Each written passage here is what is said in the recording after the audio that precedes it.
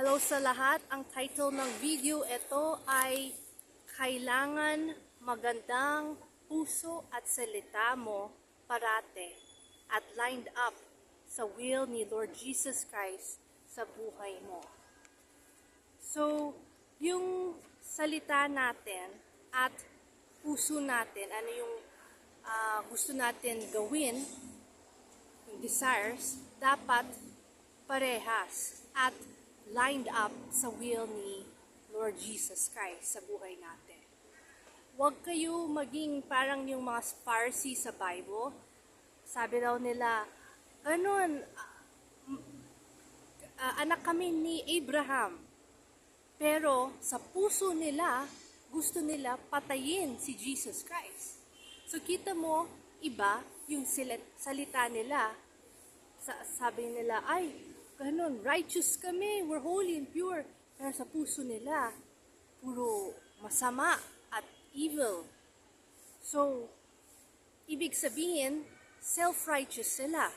At wag natin gawin yun. Hindi dapat mangyari yun. So, kailangan yung words natin, yung salita natin, at puso natin is the same.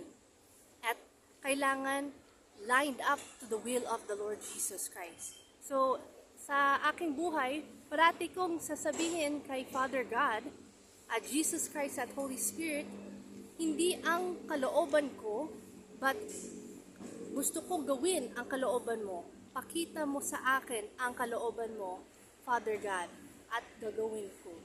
Yun parati ang prayer ko, tuwing umaga, hapon, gabi, or any time of the day. Tapos, papakita niya sa akin anong kalooban niya. At when alam ko, tapos gagawin ko. So then, when mamatay ako, kilala ko ni Jesus Christ. Kasi di ba sabi daw ni Jesus Christ, sino man ang nagawa ang kalooban ng Diyos, papasok sa langit.